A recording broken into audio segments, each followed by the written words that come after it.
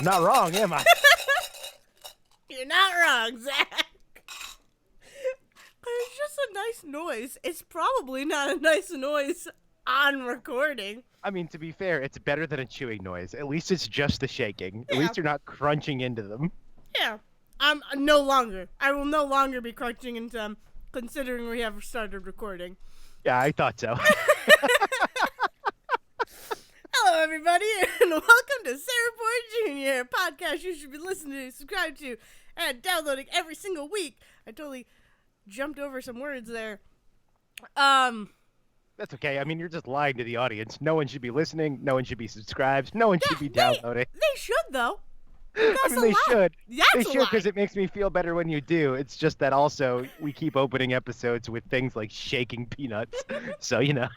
Hey, we gotta shake it up sometime. Don't. Now it's in my head. Damn it. It's in my head. Like, that's it. It takes literally 3 words and it's stuck in my brain. I didn't even think of that. I was just gonna continue cracking the jokes. Taylor Swift just, like, occupies a weird corner of my brain that is like, you don't think about me until my song is stuck in your head. That's fine. Days at a time. Listen. We could talk about how you're all nuts over Taylor Swift another time. All of my puns are really bad. Born the same year I was. It's not as weird as it sounds. Anyway. No, that's fine. Wait, what? I was just trying to make puns. I was just trying to make peanut puns, and I'm bad at it. Because I'm trying too hard. I mean, anyways. The best peanut pun ever made was made by Mike Myers on SNL, which was peanuts, neither a pea nor a nut, discuss. Huh. So. I mean, I always think of Clone High with, is it oh God, is it George Washington Carver and Mr. Washington Peanut? And Mr. Peanut. And it's George Washington Carver. And they're making a movie with Gandhi for the film festival. And Mr. Peanut is like, he's like, I should have casted the peanut. And he goes, hello, I shake your arms, but you know. I shake your hand, but you know, peanut arms. God. And I love it. How good was Hello, Clone Governor. High? What's our names? What's our names? Our names. Don't know anymore. My name is Dayle Decker. And I'm your big old crybaby, Zack Sarowick. You are a big old crybaby. I'm a big old crybaby. Dale. I mean, I'm a crybaby too. So, I keep playing with the peanuts. I need to put the peanuts away. We're gonna get you one of those like soft fidget things, the fidget cube, but it's soft so that you can't hear it when you play with it. No, that's fine. Specifically for podcasters that don't know how to stop themselves. It's literally like I don't fidget, but if there's something in front of me, I will fidget with it just because it's fun. Yeah. So. Anyways, you cried. So I'm not. So here's the thing. Here's the thing, though. So let's start from the beginning. Monday Night Football. The beginning of all things. Monday Night Football. I'm at work Monday night, which never happens. For some reason, both of my jobs, neither of which has scheduled me on a Monday in months, both decided this week that I would work on Monday. Well, so, the Patriots-Jets game, they didn't. So, you know, everybody else had taken the day off, I guess, to watch the Patriots beat the Jets for the 7th time in a row. Not a joke. That's the literal number. 7 times in a row now that they've beaten the Jets. Exactly. To the point where... Okay, now we're going to talk football for like 2 seconds. Did you watch any of that game? I mean, Did you watch Bill Belichick troll the Jets? No, I was trying to catch a shiny Mr. Mime, which I will discuss. Better use of your time. But here's the thing. Bill Belichick, total jackass. Bill Belichick and Tom Brady are total jackasses in many, many ways. Politically, probably personally, all sorts of things. And this is a thing that in any other case I should not be celebrating, but it's too funny. Bill Belichick is known for being a very stoic man, for being a very grumpy old man. And toward the end of this Jets game, he did a thing where he basically purposely told the Patriots to like fuck up, to do penalties. Because what he wanted was for the penalty to be accepted, and they would get like a certain number of yards out of that penalty, and then they could make a field goal or something. So like, they go to make the kick, and then they screw something up to get a penalty. Oh my God! And the Jets decline, so nothing happens. It resets. So then he's like, okay, fine, false start. Someone just run when you're not supposed to. Yeah. And they do it again, and the Jets decline. Oh my god. And like this is a thing that like if he did it a third time, there would be a literal like unsportsmanlike conduct Oh yeah. like ruling against them. But he Yeah. doesn't do that. But it does cut to Bill Belichick laughing his ass off Oh on the my sideline. god. Oh A my thing that god. I don't think anyone's seen Bill Belichick smile in like a decade. And he's like Jesus. laughing on the side of the thing because he's just like goading the Jets into calling Oh my like these god. plays. That's Because they're ridiculous. up 33-0, Yeah. and there's there's no. Okay, so I'm at work. You're at I'm the not game? at the game. I'm not at the game. I'm always at the game, Dale. I live in fantasy football now. The game is everywhere. I'm 1-7. So I lost the game, so it's at okay. work. I'm at work, and I'm just going right past it. I'm at, and I already forgot where I was going with You're this at now. work and you're watching football. The Rise of Skywalker trailer premieres with Monday Night Football. That's what it is. Not the premiere trailer, the final trailer before Yeah. like it was. We're gonna play this trailer and then you can start pre-ordering tickets. Final trailer. Even though tickets went on sale well before the trailer came out. Yeah, because of course there were delays because it's football and they had a time that they were gonna do it. Yeah. So like yeah, so I get bits and pieces of that trailer. I go cool. Still a movie I'm gonna go see. Fine. I decide like an hour ago that I'm gonna sit here and like, you know what? I'm gonna watch that. I don't know why. I'm gonna go see this movie. I shouldn't be watching trailers for movies I know I want to go see because otherwise I'll see the whole movie. Take a I'm gonna page watch out it of our anyway. book. But I'm gonna watch it anyway. So I load it up, and like sure enough, like I thought it was gonna be Carrie Fisher that made me cry because she made me cry in there was what's it called not Rogue One because Rogue One came out before Last You Jedi. can Last get this. Jedi, There you go. I already Carrie Fisher like is an emotional thing for me, Mm-hmm. but no, there's a fucking like shot of C-3PO and all of a sudden I'm welling up and I'm like, what the fuck? I'm like, what is this? Yeah. And what I realize is that it's because J.J. Abrams, for all of his faults, is like really good at what he does. Yeah. J.J. Abrams makes really good like adventure stories.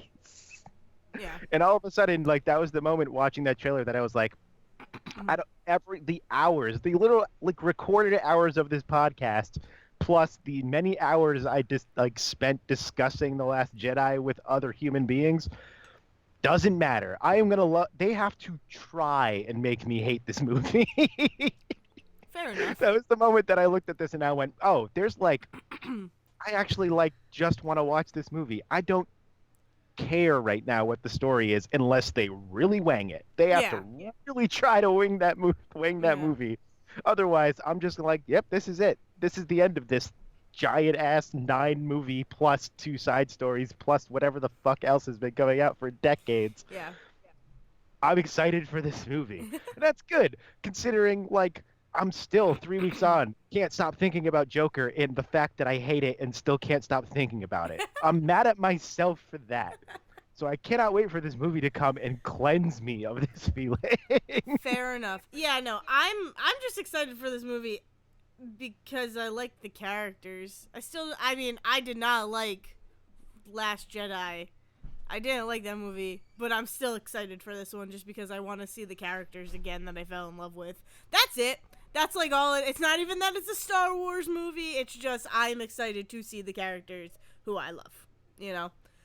So, but yeah, Also, did you see the quote from Oscar Isaac about the seat in the Millennial Falcon? No. I believe, oh God, I want to get the wording right here. Is it from the movie or? No. This is from an interview with Oscar Isaac about sitting in the Millennial Falcon. Oh my God. Okay. Which is that his exact word, I don't want to say exact words because I'm not going to look it up, but I'm going to paraphrase as closely as possible. I had to squeeze myself in this seat. I don't know much about Harrison Ford, but I'm going to assume he did not have ethnic hips because I felt squeezed into this thing. Oh my God.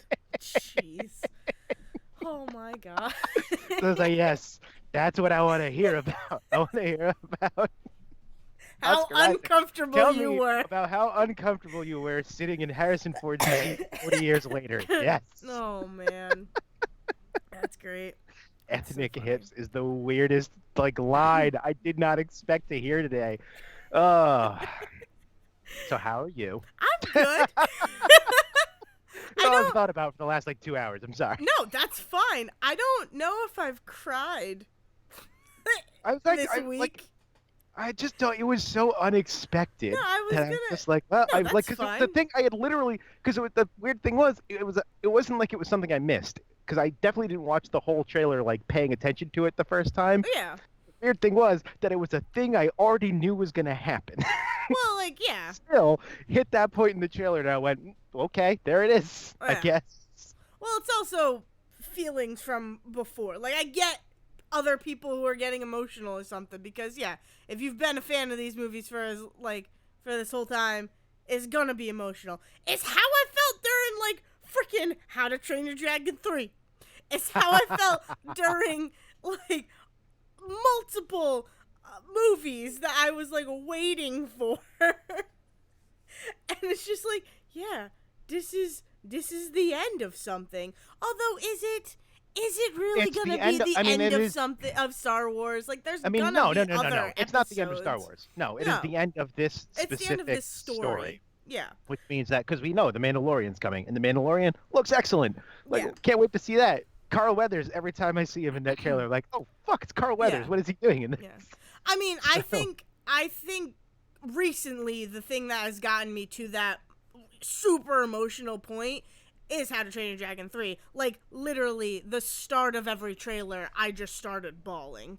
Because I'm these are characters who, and they're freaking animated. They're animated characters who I have watched grow and, live a fictional life. And, yeah, this movie means a lot. To the point where, there's a holiday special coming out. I'm probably gonna cry during that. I will say I don't think I was gonna cry during the Star Wars Christmas special, though it Yeah. is canonically the first time you see Boba Fett and find out Chewbacca has a son, so you never know. That was something I cried at. That was weird. Hit me weird that I just started crying. But DreamWorks was their 25th anniversary just happened, and they put out a video splicing together a whole bunch of clips from their different movies and television shows, and with a really cool speech over it, and I just started bawling. And I'm God damn it, DreamWorks. I didn't realize, I knew that DreamWorks animation kind of meant something to me growing up as a kid, but I did not know how much until I started crying at this 25th anniversary video and thinking about all of the movies as a kid that kind of shaped me, and even more so now the TV shows that are coming out and movies that are coming out, and the fact that I forget things are DreamWorks, certain movies are DreamWorks. Well, especially animation. once you get into when Illumination took over some of those things. So Yeah. things that started as DreamWorks became Illumination, Yep. and all this other weird stuff going on. Yeah. Yeah. But I mean, the fact that I didn't realize or I didn't remember that She-Ra is a DreamWorks animation show. There's another show on Netflix right now. I think it's about a little duck and his adventures that I didn't realize was DreamWorks. I haven't watched it yet, but I'm going to. I don't know. It was just all of these movies as a kid that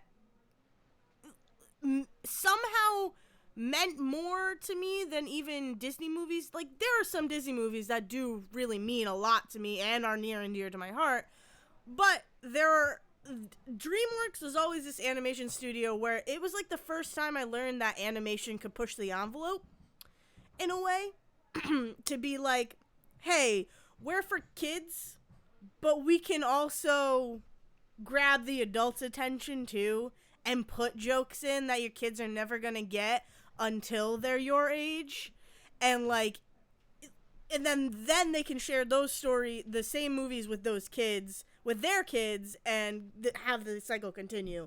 But it really was that time where I'm oh, animation is this thing that you can do whatever the hell you want with, because there's really no limitations. If you can draw it, if you can imagine it and draw it, it can become something.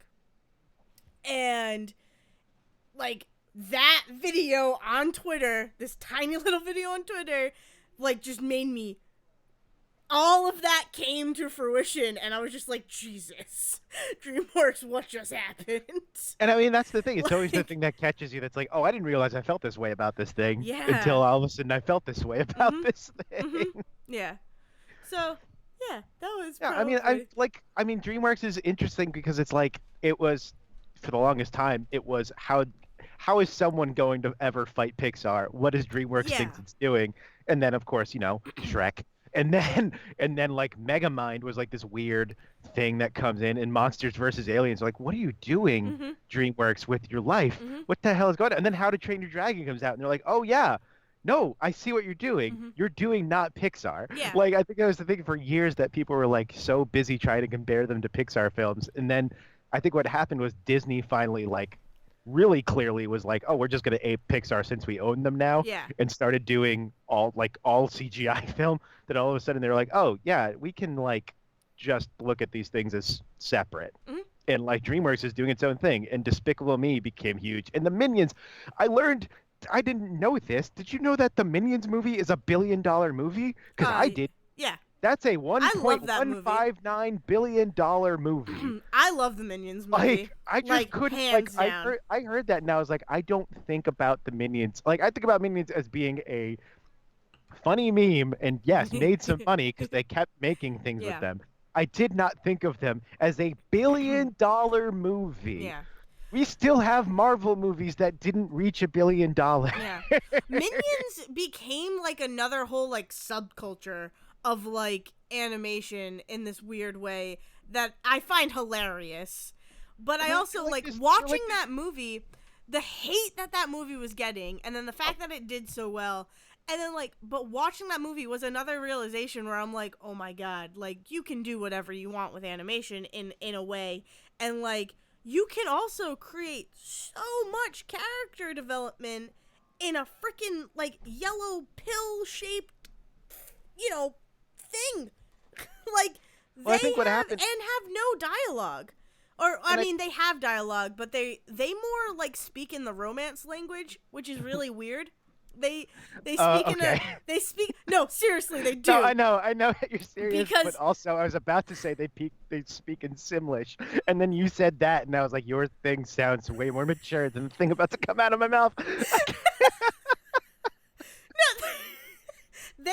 they literally do. Like, they speak a combination of the romance languages, because there were times in the Minions movie where they would use Italian terms, and I'm like, I know what they just said, because I took 6 years of Italian. I was just able to understand the Minions. I really wish what you were about to say is that they're just speaking really fast Latin the whole time. They could be doing that too, though. It's weird. But it is, yeah. The Minions was very surprising. I mean, and I think what happened was, I think that may have been the moment where like our irony broke on some things. We realized, like, I think that a bunch of people went to the Minions movie thinking they were gonna hate watch it, and then they liked it, and then we all had to kind of reconcile that, and that's when we all started to be like, what if we just liked things? What if we stopped this whole idea of going to like hate watch things and giving them $1 million when we don't really like them? Yeah, exactly. And it's like, oh no, it's actually because we just wanted to watch the Minions movie, and we had to make an excuse for it because we thought we were too mature for that. But really, we just want to watch dumb little dopey things go out and babble at each other. Yeah, exactly. and steal my heart, Bob. Fucking Bob, you're just the cutest little minion, and you have 2 different color eyes, and he got a teddy bear. And he's King Bob. He's King Bob. Anyways, you mentioned Monsters vs. Aliens, and goddamn, do I love that movie too. It's a movie I haven't watched in a long time, and I think I've only ever seen like 66% of, and I still think it's brilliant. That movie, like, I remember seeing that movie and being like, whoa, okay, This changes some Because things. that came out like right after Incredibles, right? So like that was one of I those ones that falls into like, oh, they're just trying to do Incredibles, but they're doing it with, monsters and Monsters and aliens Aliens, instead of yeah. superheroes or something. Yeah, something like Megamind may have also come around the same time as Incredibles. That might be the one that got mixed in there too. Like that's the big problem is that like a lot of what DreamWorks did was they were adapting like children's books from things, yeah. and a lot of those children's books were the things that inspired like people like in Pixar to make their stuff. So Pixar was doing fairly original stuff, but then DreamWorks was making movies Mm. off the stuff that inspired Pixar. Yeah, And so it just looked like they were copying them. It's like, no, we got a license for a thing, and so we exactly. made a thing. Exactly. No, but I remember when Monsters vs. Aliens came out and I was like, "Oh my god, this is definitely for me a like revolutionary." I don't know. Like it was just so different. It was so different for me to witness. I don't know. It's weird. I Ugh. God, this is not even what I meant to talk No, about. I know it wasn't. I just like dragged us along here. What did you mean to talk about? Because here's the thing. Spoiler alert, I could talk for like another 45 minutes just about the Beastly video game. And by the Beastly video game, I mean the 45 minutes of it I played today. Oh my god. I have 2 pages of notes on it, Dale. Oh my It, god. I don't know what this game is doing. I Oh It fell into an edutainment hole. my god. Into a what? Edutainment Oh hole. my god. Edutainment, as in like Math Blaster or like Oh my god. Carmen San Diego. It's like we're gonna teach you things while you play Yeah. video games. Yeah, I went to a zoo. Don't know why. Went to a zoo, and prompts comes up that says follow the trail, and I was like, trail of what? Game, you haven't given me anything. What do you mean trail? And I was like, oh, you mean like the trail? You mean the trail? You mean like the path Oh my in the god. zoo? Follow the path in the zoo. Okay. So I start following that, and it makes me walk up to an enclosure over the plaque. I was like, okay, where is this going? And it literally just popped up a picture of penguins and was like, hey, penguins can't fly. They live in the southern hemisphere. I was like, yeah, and Oh no, my that's it. god. Okay, Oh my god. keep going. Come up to a rhino. It's like, hey, did you know rhinos have 2-inch thick skin and they can be like 10,000 pounds? It's like, yeah, Rhino's horn is made out of hair. cool. I That wasn't learned one of that the from facts I Power had to learn. Rangers. I was like, okay, yeah, cool. What is this? And for the next like 10 minutes, I'm just walking up to animal enclosures and learning animal facts. Oh my And I'm like, god. what is going on? And then I run into a security guard and they're like, you can't be here. The zoo is closed. And all of a sudden, I'm like, oh, I work here. It's like, no, you don't. Here's the, I'm going to quiz you to prove you Oh work at the my zoo. god. And I had to take a zoo quiz. I had to take a zoo quiz, Dale. My god.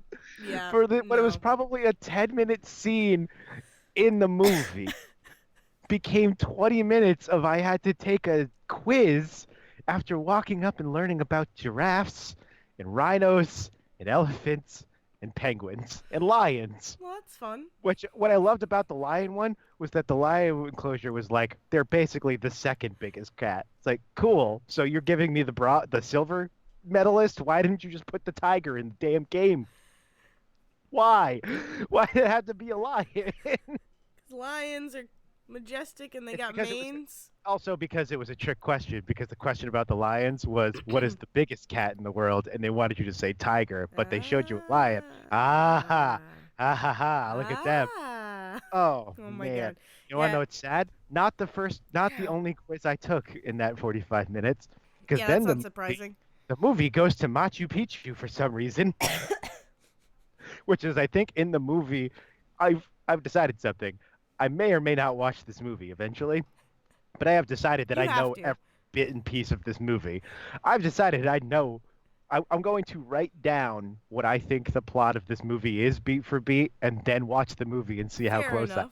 Fair enough. Because I'm pretty certain Machu Picchu is like the magical land where he becomes human again, which doesn't make any sense because the plot is that she falls in love with him, and that's what turns him back to human. But for some reason, this had to happen in Machu Picchu. Well, maybe Machu Picchu has to fall in love with him. You don't know. Machu Picchu is Well, here's the thing, Dale. I can tell you that Machu Picchu is 140 structures that were created in 1450 AD Did as a you read? monument to the sun god. Did you read that off of a paper? I feel like you I read that read off of that. a I paper. read that off of the game, Dale, Oh. because it quizzed me again. Yeah, I but had to I go feel around like you wrote and it down and I just mean, I reread did. it off a Here's the thing. paper. I wrote it down so I would pass the quiz, and because I wrote it down and passed the quiz, I memorized it. I know these things about Machu Picchu now. Oh, This is how you I would learned to do bartend, so by the well way. on the final. This is Um, how I learned to bartend, by the way, is that I read recipes and then I wrote down recipes and then I read them again, well, and that's then it yeah. became part of my memory. That's how So you now I do have it. to forever know that the largest giraffe was 20 feet. It's incredible. So I love giraffes. also, I Um, want you to know the notes I wrote down for some of these things like giraffes equal the tall boys of animals. I I did. hate I wrote that you. down. That's in front of me. I also wrote down rhinos equal dummy thick. So, What the fuck? because it was like their hide is 2 inches thick and they're 10,000 pounds. And I was Oh like, my why does this god. matter? Because I didn't know I was going to get Oh quizzed at my the time. So I just wrote down the literal sentence rhinos equal dummy thick, god. Oh my god. which is the title of our episode. I no. Yes. So the title of our episode might be like things that make us cry. Also, yes, things that make me cry are that sentence I wrote. Oh my god. Um, yeah, Yeah. so like I cannot fathom what this movie is. So I learned in my because I wanted to look up some stuff. It's like it was kind of curious about when this game came out versus the movie. I was also trying to figure out when this game came out versus the Wii Motion Plus, which was the like special new controller that was supposed to be even more like motion sensitive because like some of those games did not make sense to me, and part of it was that I was like, maybe I can just move too well for what this game is sensing and that's throwing it off. No, Wii Motion Plus came out in 2009 and this came out in 2011, 2 weeks after the movie came out on March 4th 2011, game came out March 18th. So this game was made for Wii Motion Plus, and it's bad. So Well, there's a wall climbing to break into the zoo, which is you get your two hands that are going up and down the screen, and you have to click which one is going to grab the next brick, and you have to do it at the right time. You slide down the wall, and I'm sad to say that I did not get that in one go. So it's okay. then I It's played okay. golf with Neil Patrick Harris. Oh, interesting. Oh. I'm And then gonna. someone died. Then someone got shot. I literally broke into a crime scene. I I broke into a crime scene. I don't have a better way to say that. I hung out until the cops got hungry and walked away from their job. Cool cops. And then I ran into the alleyway where they had outlined the chalk outline of a body because someone dies in this movie. Dale, someone dies in Beastly, I the mean, teenage movie yeah, and people. the video game Yeah. based on a book from 2004 also that I learned I mean, is this is all based on a teen novel. look at all the teen shows that have death. It's fine. It makes I, sense. It's I mean, not it makes fine. sense. I was It gonna makes say it's fine. It's it's not fine. fine. It's fine for teens to die. So It my makes favorite thing, sense because for some reason teenagers want to watch murder mysteries about other teenagers getting killed. Hey, Dale, you want to know what's really funny about that? It's going to happen to Clueless soon. Oh, of course it is. They're looking at doing Clueless the same way they've done Riverdale and Nancy Oh Drew. my And you want to know what the Clueless plot line might be? That Alicia Silverstone's character, Cher, has disappeared Oh my mysteriously. god. And so Dion has to become the new popular girl in school. Well, And so she has to deal with being the new number one popular girl and also figure out the mystery of Cher disappearing. Jesus. I So, can't. I yeah. can't. I Yeah. can't. I That's being can't. shopped around. It hasn't been picked up yet. That is coming from CBS, the Oh people who my brought you God. Supergirl. I can't. So, yeah. I also learned that either the book or this game or this movie, one of these three, was definitely written by someone British. You want to know why? I had to sneak into this alleyway, and when it said to go find their flashlight, it actually said torchlight, and Nice. only the British call them torches. Nice. So, That's a They better did not. term for it. I like it. I like It's I like good, but torchlight. it's like it was like a stark realization that this movie taking place in New York was written somewhere along the line by a British It person, makes sense. and it did not get localized for the video game. That doesn't have to get localized though. I mean, People I know mean, what torches are. People know what here's the thing: torchlight is. do they? Do Yes. 14-year-olds that this game was definitely marketed toward know that Yes. British people call them torches? I think so because what year did it come out? 2011? 2011. Yes, because freaking Sherlock was big. Freaking all of these British television shows and like Irish and English television shows were huge I to cannot believe you're gonna people. What? make me look this up so I can make it part of the thing I'm gonna write about No, it. I'm it mad at you now. definitely is because I was in 11th grade. Sorry to age you, Zach. It's okay. I'm literally writing down when did British stuff get big again. So I was obviously in I'm old. 11th grade and I just remember everybody talking about Doctor Who, Sherlock. Like I was talking about Mighty Boosh. Nobody else was talking about But Mighty Boosh, but but here's I the thing. was. Do you IT think that crowd. there's Like do you IT think there's crowd was really getting. an overlap between the nerds watching BBC and the Beastly crowd? Like Yes! that feels like two Yes! very Oh my distinct god, types of yes! people. Yes, because the people who were watching it while I was in school were like the drama kids and the band kids They're who the ones made that would up definitely watch Emo Beauty and the who Beast. You're made up right, actually. who made up the most population most of the population of my school. And then like even some of the like jocks and stuff would watch Beastly. Like there were popular kids who would definitely have watched Beastly because it was just the thing to do.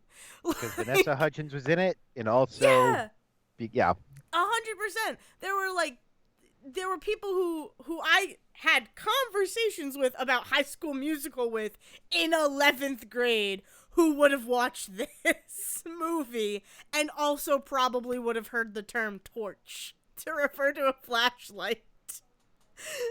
So, for at least the people who the game was designed for, I think they don't need to localize torchlight to become flashlight. yeah. And you're already 5 seasons into How I Met Your Mother, which means that Neil Patrick Yep. Harris was definitely a draw into Huge. that movie. Oh my god, Neil There's a Patrick clip. Harris Oh my was god. huge in high school, especially with Harold and Kumar. And kids and in 11th grade, people were definitely talking about Harold and Kumar.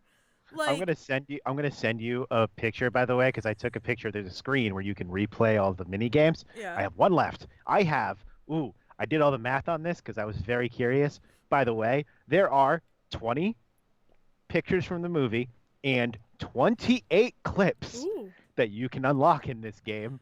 I am down. I got like 5 minutes left of this game, I think, because I'm down to one picture in 4 clips. Ooh. And One of I those almost clips is guarantee gonna be you the that credits. 3 of those clips are the end of the movie. Yeah. Like they're gonna just play them boom, boom, boom. So, Well, there you go. So- You're almost done. like, there's 2 games that you play with Neil Patrick Harris's character. A blind tutor. Do you want to guess what those are? I told you one of them. Golf. Golf, and the other one was darts. That's great. You mentioned that. I think you Yeah. already mentioned So- darts. And they're essentially the same game. They're played almost exactly the same. There's like I've noticed that they started to get lazy toward the end of this because a lot of their games are just like it's just a different version of a game I played earlier.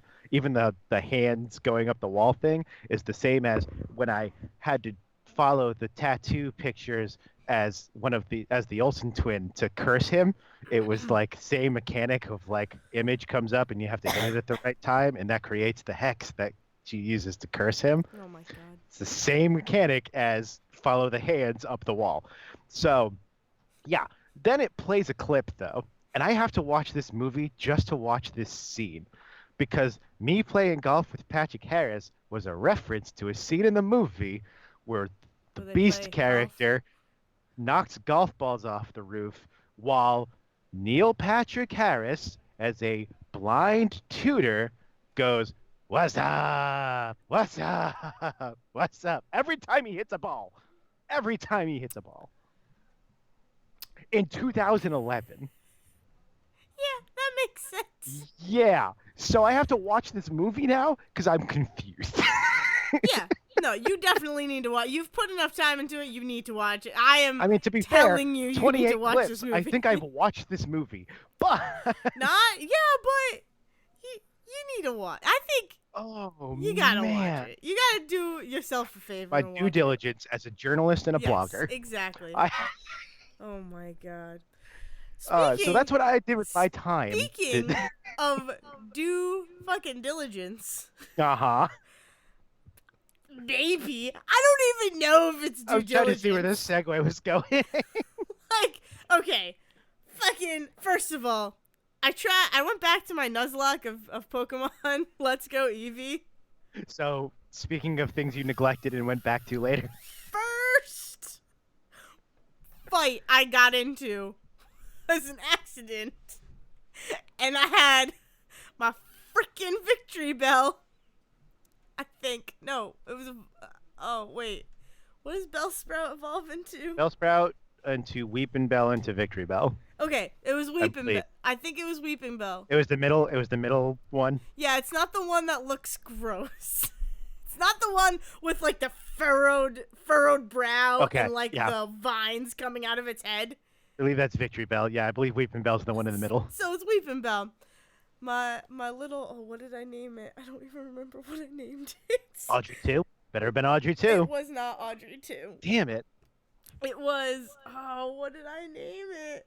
It was a good name. It probably wasn't a good name. Sprouty. I named it Sprouty. All of that to remember. She was adorable and I loved her. And the first freaking battle, after months of not playing this Nuzlocke, a fucking Vulpix comes out, and I think it's fine to keep my sports Sprouty in. Dayle, you really need to learn type advantages and disadvantages before Sword and Shield come out. Here's the thing. I understand. I know type advantages and disadvantages. I wasn't really paying attention when I was in this fight because I was talking to Devin. Such a millennial trainer on your phone while your Weeping Bell goes out there and burns to death. I was talking and like not really paying attention, and like it didn't click that it was a Vulpix until I watched. Look at that adorable little fox. What are you gonna do, little fox? Oh dear God! Oh dear God! Why are you burning my plant? It didn't click that it was a Vulpix until I watched the health bar go down, and I was like, "No, Sprouty, what if I die?" And then Devin, in the background. And Devin was watching me do this, and he goes, "What are you doing?" As I attacked with Weeping Bell, he's like, What do you do? Bye, Sprouty!" And then Sprouty just died. And I was like, Devin, I wasn't paying attention. I just instinctively hit battle. Like I didn't even think. Lights go down. Spotlight comes up. A very sad Pikachu in a detective hat wanders out and just starts sadly singing the Pokemon theme. God, I never felt like more bad in a Pokemon game ever than in that moment where I just like set Sprouty up for failure. So then I had to like take her out and then put a new Pokemon in. And I'm like, oh my God. Pokemon is people. That's what Mr. Mime taught me. Pokemon are people too. So then I have not gone back to the Nuzlocke because I just need a break. Because you're just afraid. You're afraid for that walk of shame. Yeah. I feel like I failed.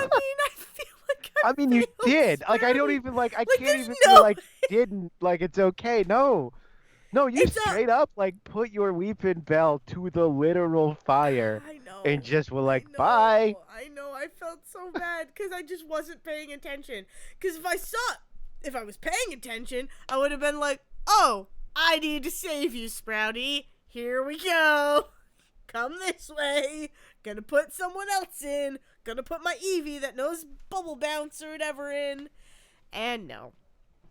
So anyways, Then on like Saturday or something, I don't remember when I texted you, but I was home and I was like getting over being sick and whatnot. So I'm just sitting on the couch and my parents are watching all the Chicago shows. So Chicago Fire, Chicago PD. That's a universe I'm afraid to step into because I will watch all of them and I will want to watch them all in order, just like the good. DC shows. It's pretty good. I'm not gonna lie to you. It is the perfect background noise. Like, it is the perfect play a video game during this show, because I care about these characters, but I can't get too invested because, like you, I will need to start all over.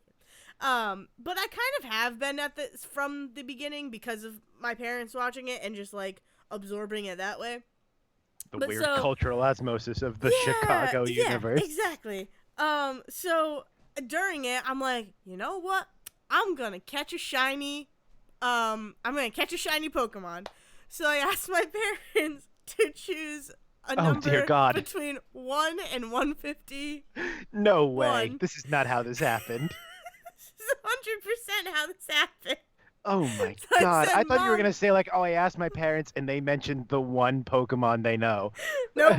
No. I 100% was just like, hey, Mom, Dad, pick a number between 1 and 151. And my mom went, 122. I think that's Mr.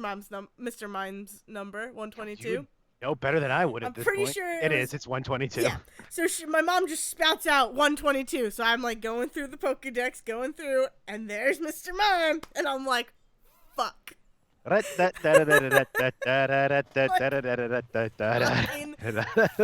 A.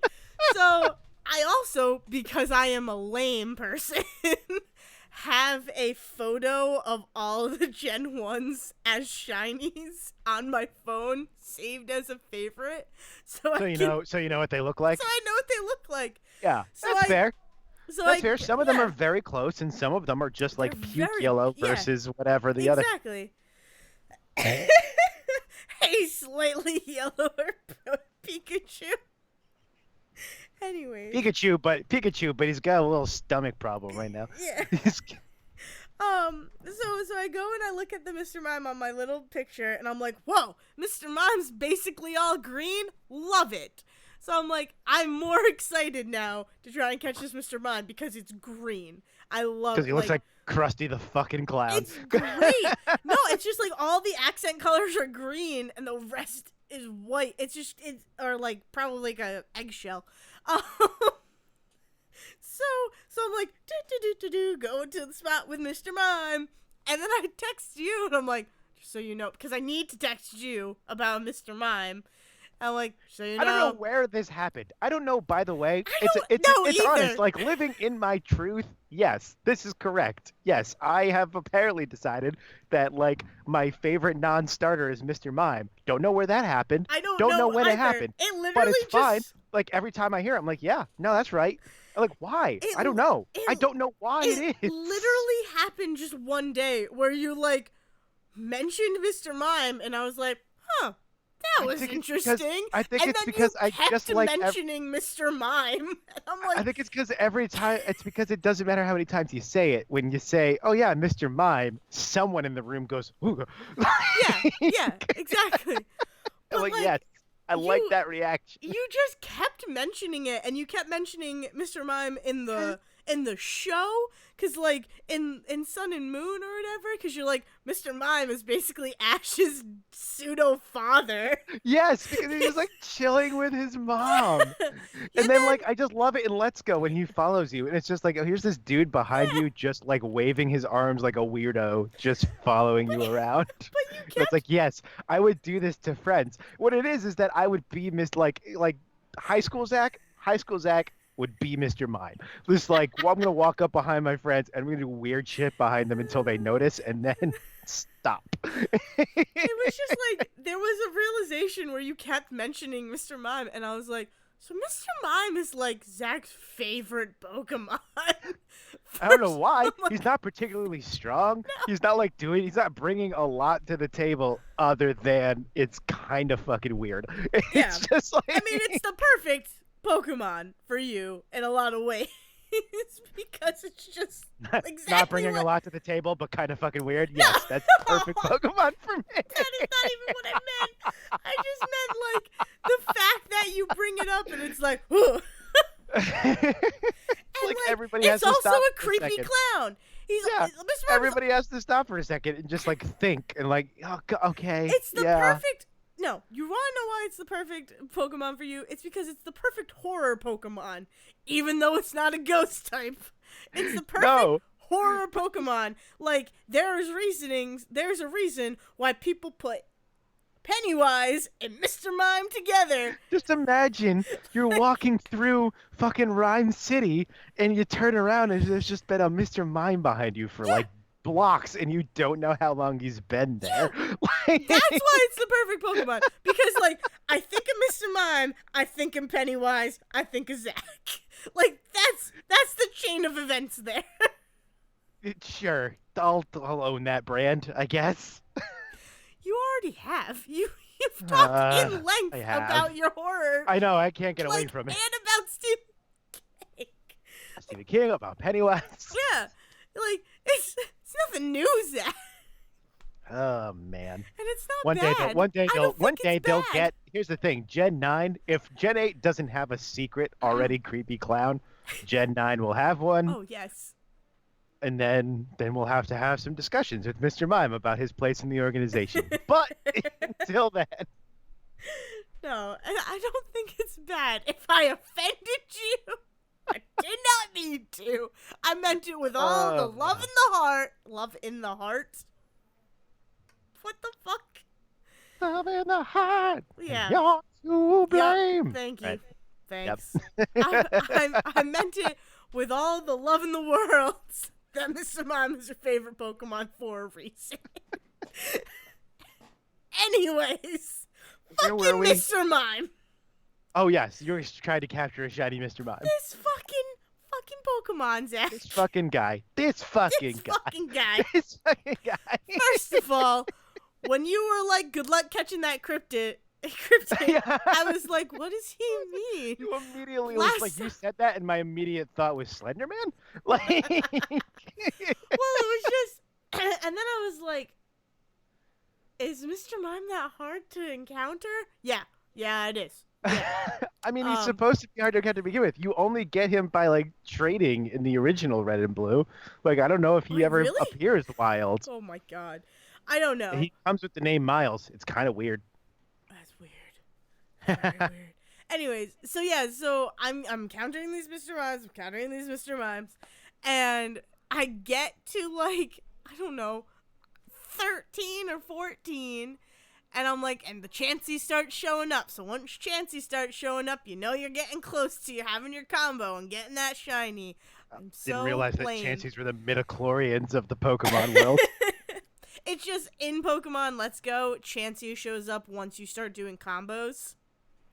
So it's like kind of the unwritten... Chance, yeah. Your chance rises. Damn it. I don't Pokemon. know. We've definitely Bad made that joke before. You have made that joke before. I'm sure I have. It's a very easy joke. So anyway, so I'm catching them, and then in fucking Chicago Fire. Oh right, I forgot what you texted me next. Okay, so this is the most Grey's Anatomy shit I've ever heard. By the way, I love it.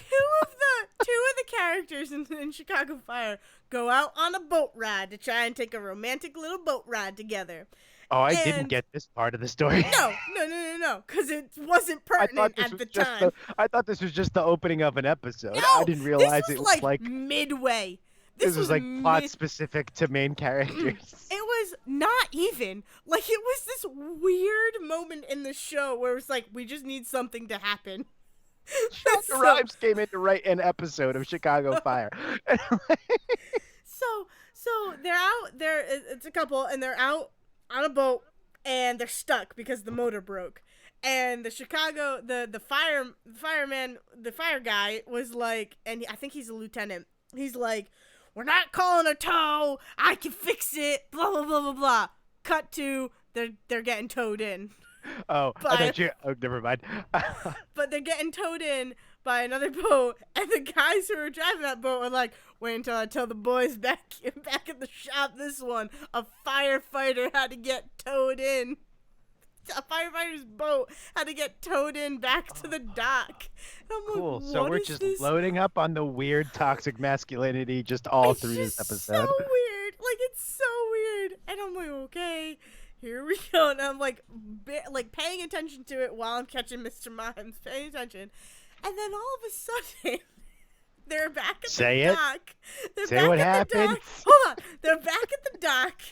And then a boat comes like plowing into the dock, right? And it's because they're two kids or whatever, and they're messing around. I don't remember what they're doing, but they come plowing in and they like crash into the dock. Drunk and high on Molly, just go crashing in. They crash into the dock, break the dock, and they're like, "What is going on?" Blah blah blah. Then one of the kids falls off the back of the boat.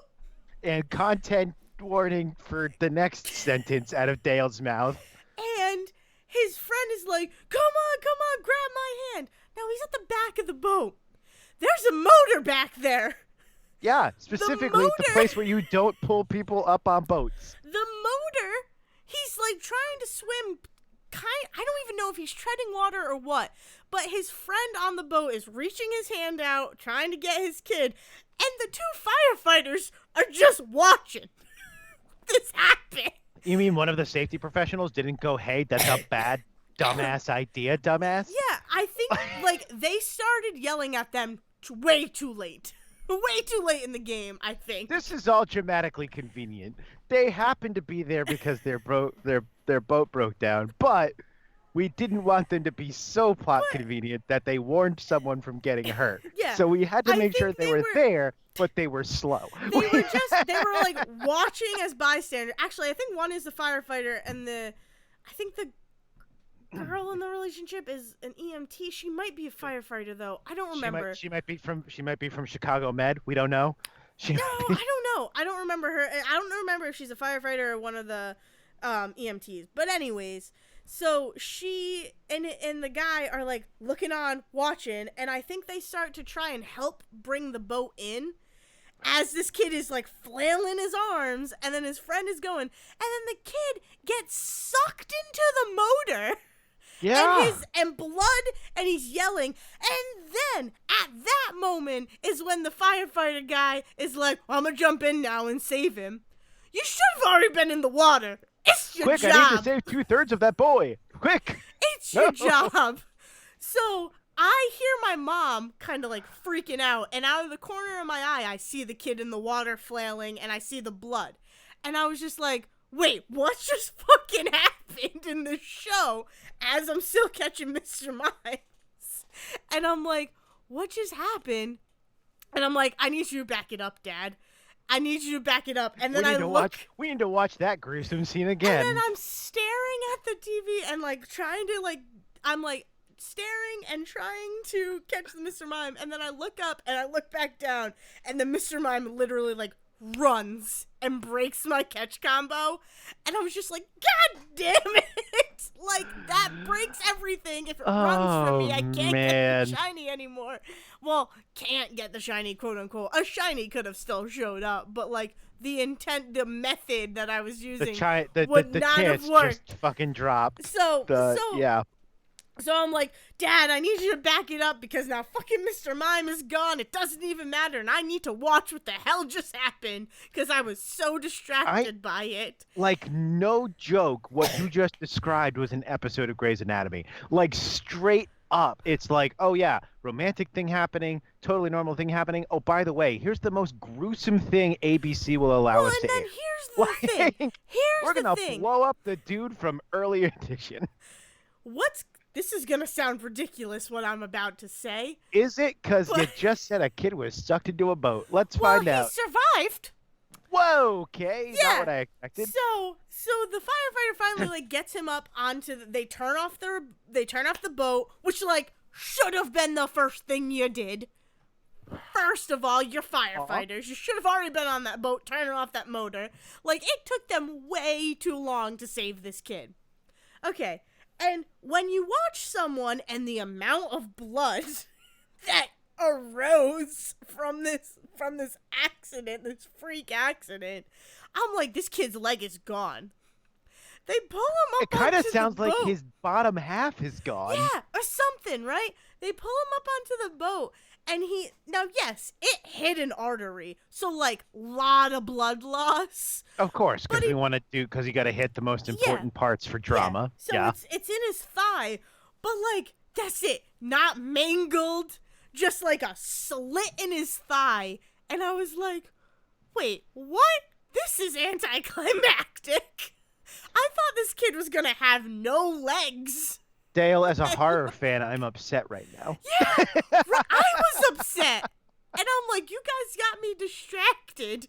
Lost my Mr. Mime. And all you got for me is a slit in his leg. And I said this to my parents. And they were like, that's a serious artery, Dayle. And I'm like, I understand that. All I'm saying is, why's the kid still got his leg? All I'm saying is, all I want to know, just for clarity, is how come this kid is not just all intestines flowing out of the bottom half of a torso right now? That's all I wanted to know. No, I don't even need that. I don't need. You need that, maybe. I need that. That actually sounds like it'd be pretty awesome to watch. But Here's the thing. I am happy the kid survived, because what a dumb thing for, like, a kid to die over in a show. Like, that would have been too much, especially for, like, just this 1 minute of show. Too much. I would have not been able to handle it. But so I'm happy he survived. But, like, a leg missing from that, right, take him off at the knee at or least. something. And I was just like, it was so dramatic. And there was so much blood. So dramatic and so much blood. And then the ending of it is like they like tourniquet. They put a tourniquet over it with the girl's, like, sweatshirt, and then the couple just stare at each other. Oh my god, what did we just witness? Stop a second. They tourniquet an artery.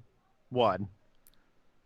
That's the first. Yeah. They tourniquet an artery. They tourniquet a major artery. Yeah. I don't know if they really tourniquet it, but, like, she here's the thing. wraps her sweatshirt around it and puts pressure on it. Because here's the thing. Here's the thing I know about tourniquet thing is it's a triage last minute thing you do that, like, almost 100% of the time ends in you losing the limb that you tourniqueted it in.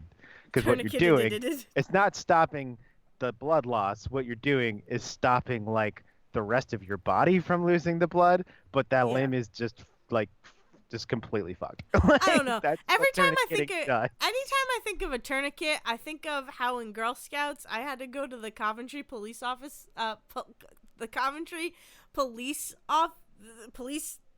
station. Thank you. And we did, like, first aid classes, and we had a tourniquet something. But, like, not real. No one was, like, really bleeding. Yeah. They're not going to trust children to do that. It's like and we learned how to do a tourniquet, and I'm like, that's all I remember from that, because I thought it was, like, so weird and cool. It's a last-minute triage thing you do to keep someone alive.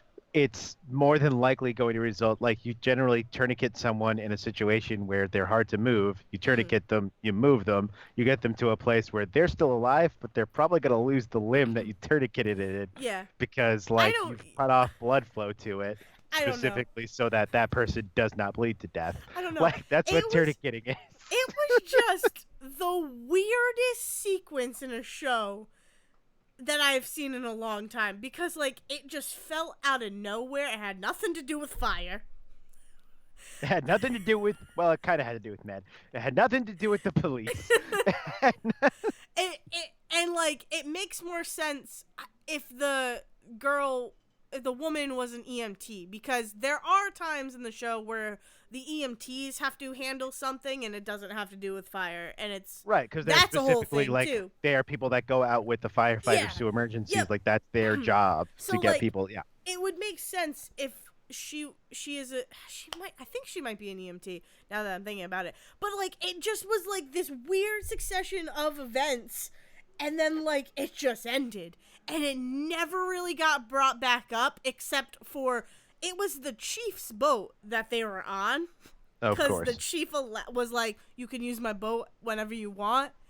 And so the only time Because I'm it 2 gets days from retirement. Oh, I got shot. the only time this like boat scene gets brought up is when the chief goes, so You get my back? the lieutenant, I'm pretty sure he's the lieutenant. So the lieutenant comes in and he's like, hey, I just wanted to let you know. And the chief was like, are you going to let me know why why my boat's sitting at the mechanic or whatever? I was with a broken joking, Chicago Fire. I didn't mean that when I made a joke just 2 seconds ago about that. That cannot be where the show went. Wait, what? You're telling me? I'm sorry. No, you said like it was the chief's boat, and I made a dumb joke that was like, "Oh, well, like, why'd you fuck up my boat or something?" Oh, yes. And like that was the plot. I didn't But hear that you was make the that thing. joke. But still, that was the thing that happened. That was the thing No. that happened. The A chief literally goes, a fire chief should be concerned about the human life that almost ended. never gets. I Chicago could be Fire. I could be misremembering. I could be misremembering, but it, to my knowledge, never gets brought up except for, so you fucked up my boat. And he wasn't being sarcastic. No. Like that wasn't him making a joke about like, oh, you saved the kid's life. I'm gonna joke about the boat now. No. It's just like, you're gonna tell me why my boat is all broken now, and then the lieutenant's like, oh, I'm sorry, blah blah blah, and then they start talking about another firefighter, this rookie firefighter that they want on their team. On their team? Who the what? Fire squad. Fire squads are teams. They have to work as a team. But they're like, this is the kid that we want on our truck. Like, we should have this kid. Yes, he's a daredevil, but you're gonna be able to teach him just like you were able to teach me. And I'm like, what about the kid with the freaking This is like someone threw a bunch of cliches at a wall and wrote a show out of it. I was like, I'm like, where is that? That just happened and we're okay with it? Why did that scene occur? Why did this scene with this motor occur? And like, nothing. And I was more mad because I'm like, this scene distracted me. It didn't even need to distract me because it never gets brought up, and I didn't get my Mr. Mime. I caught 44 Mr. Mime. The elusive Mr. Mime. And they kept running away from me. That's how I kept not losing my how I kept losing my combo. He's wily. He's a human being. He knows when he's in danger. It's a human being Pokemon. Yeah, so that was it. I also watched Woo Assassins, and I started Durry Girls today. Oh, I've heard good things about Durry Girls. Durry Girls is really, really good. The first episode is spot on. I am working through the first episode of Woo Assassins, but I ran out of time so we could record. No, that's fine. Real quick on Woo Assassins, I love that freaking show so much. I forgot, like, I remember seeing, like, previews and stuff for it. I forgot that there's magic involved. Yeah. Because it is a show that seems like just a kung fu show until the magic shows up. Yeah. No, I had said this to you, like, it really taps into my whole fascination with, like, Asian lore and fantasy and, mythology and whatnot. Like, it is, there's a reason why I'm loving this show, and a reason why I love, like, certain animes, because it brings that magic and fantasy into it. But it's magic that is so... like, it's almost like, yeah, this could be real. It's practical. This is super practical. Like, it is a practical part of just this mythology that they go with. That is just like, oh yeah, by the way, also, these people are just on fire. What? Yeah. What do you mean? Wait a Yeah, minute. Hold on. We gotta go back and like 30 seconds yeah. because this is not the scene I was in. Like, And it feeds off of mythology and it feeds off of origins from things, and it's just all this stuff. Again, going back to the discussion of cryptids, like how I love cryptids and like fantastical creatures, like I also love mythology and stories of how things are, and this definitely is tapping into it. It's also it keeps making me think of the Disney Channel original movie, um, Wendy Wu, Homecoming Warrior. I was wondering if that's where you're gonna go with this. That Which, will also be on Disney Plus. yeah, I I looked it up. know. That was one of my favorite movies growing up because I love Brenda Song. I love her. I love her because of her role in Sweet Life of Zack and Cody or Sweet Life on Deck. She is a great actress. Like I love Brenda Song. And she's just so good in Wendy Wu Homecoming Warrior.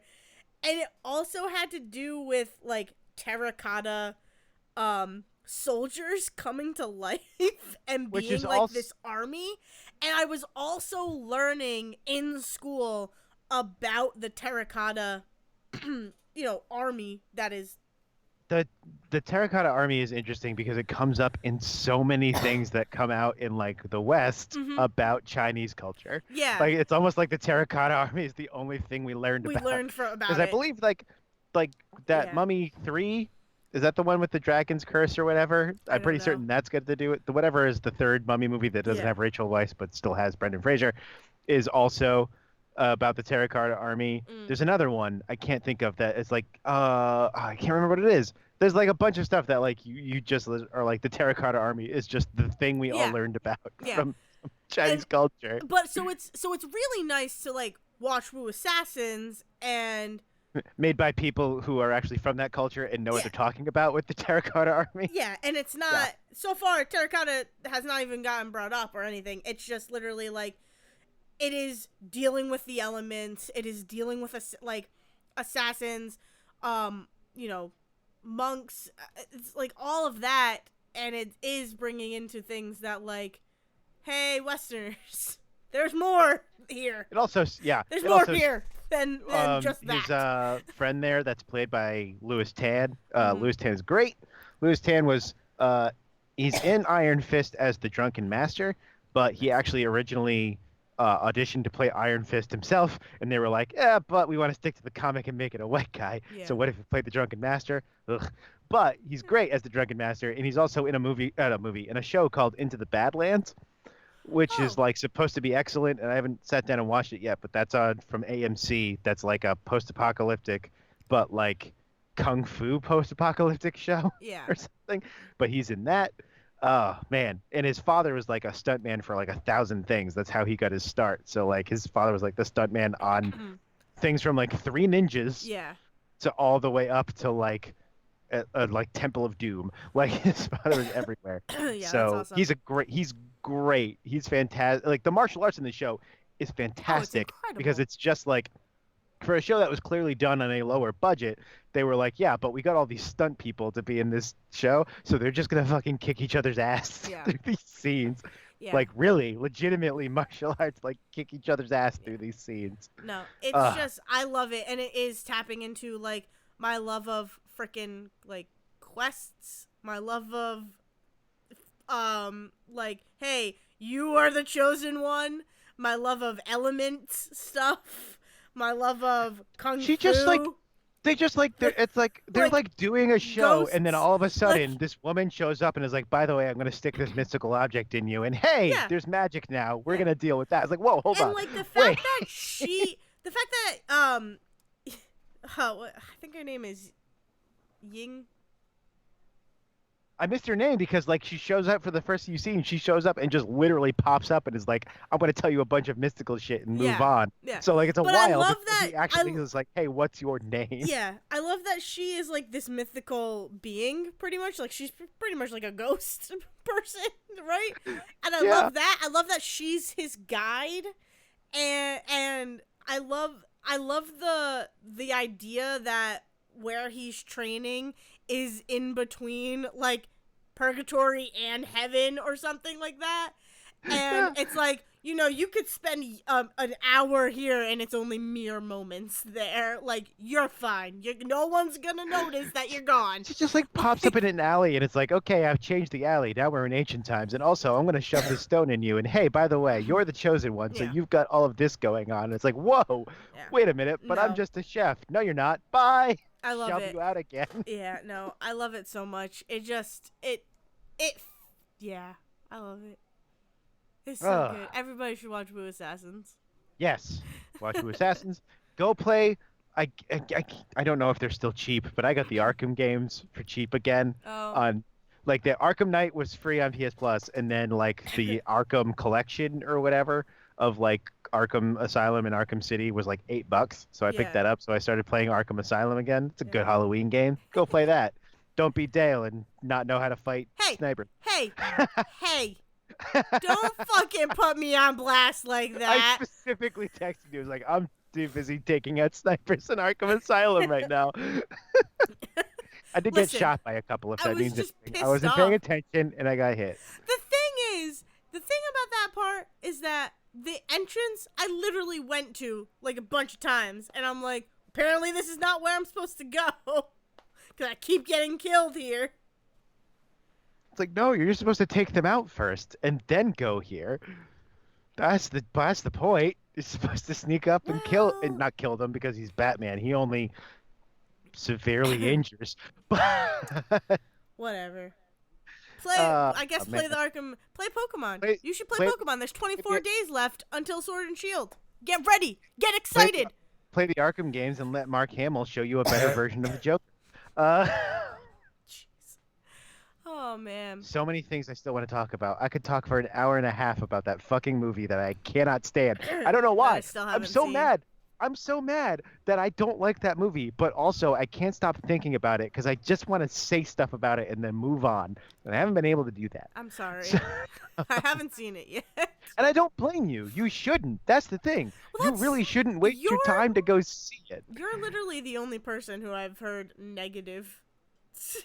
I mean, even Seachin on like Say Report was like, yeah, it's fine, but it's just not worth the hype around it. Yeah. Like, I mean, that's the thing. That's what I'm gonna say about it. It's not that I'm mad. I'm mad at it mostly because I'm mad that I keep thinking about it. I'm mad at it right now, so I'm gonna say negative things about it. But really, it's a perfectly passable, fine movie. Yeah.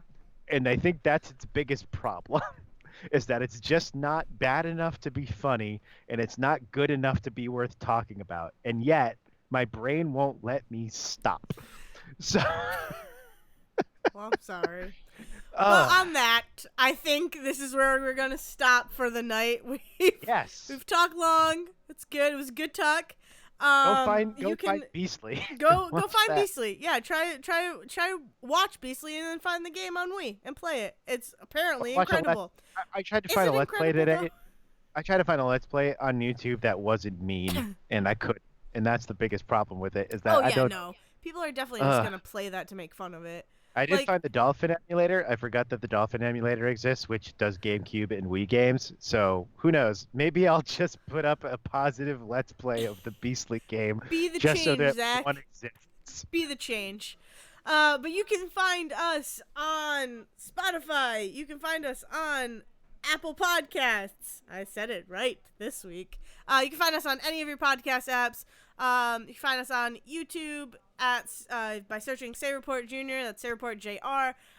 You can find us on Twitter at sayreportjr. You can find both of us individually. I am at Dale's Brain. And I am at Zewiski. And there's a possibility that next week there will not be an episode because I know you'll be out of town. And we are still trying to figure out where we're going to get a hot topic thing. Scheduling. It happens.